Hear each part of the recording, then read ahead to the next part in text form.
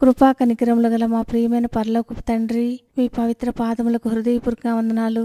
నాడల చూపించిన ప్రేమ కృపల కోసం వందనాలు చెల్లిస్తూ ఈ సమయాన్ని మీ హస్తాలకు అప్పగించుకుంటూ త్వరలో తిరిగి రానయ్యున్న యేసు ప్రభుల వారి నామంలో స్తుతించి ప్రార్థించి వేడుచున్నాము తండ్రి, ఆమెన్.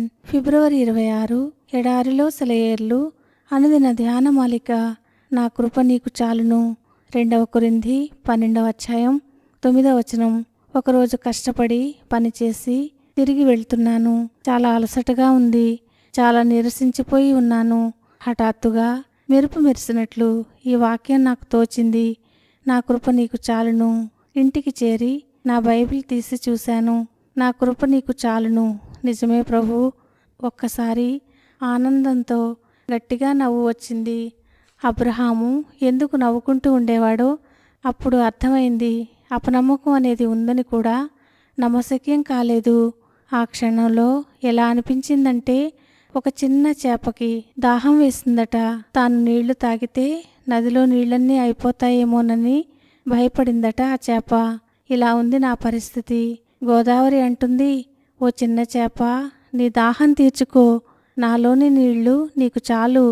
లేక 7 సంవత్సరాల సమృద్ధి తర్వాత ఓ చిట్టెలుక తాను కరువుతో చనిపోతానేమోనని భయపడినట్టుంది. యోసేపు దానితో అంటాడు, ఓ చిట్టెలుక, దిగులు పడకు, నా ధాన్యపు కొట్లలోనిది నీకు చాలు. ఇంకా ఆలోచిస్తే ఒక మనిషి పర్వతం మీద నిలబడి అనుకుంటున్నాడు, ప్రతిసారి నేనింత గాలి పీల్చుకుంటున్నాను, వాతావరణంలోని ఆక్సిజన్ అంతా అయిపోతుందేమో. అయితే భూమి అంటుంది, ఓ మనిషి, నీ ఇష్టం వచ్చినంత గాలితో నీ ఊపిరితిత్తుల్ని నింపుకో. నా చుట్టూ ఆవరించి ఉన్న వాతావరణం నీకు సరిపోతుంది. ఓ నా సహోదరులారా, నమ్మకం ఉంచండి. కొంచెంపాటి విశ్వాసం మీ హృదయాలను పరలోకానికి తీసుకువెళ్తుంది. గొప్ప విశ్వాసమైతే పరలోకాన్ని మీ హృదయాల్లోకి తీసుకువస్తుంది. ఘనకార్యాలు చేయించే గొప్ప కృప దేవునిది.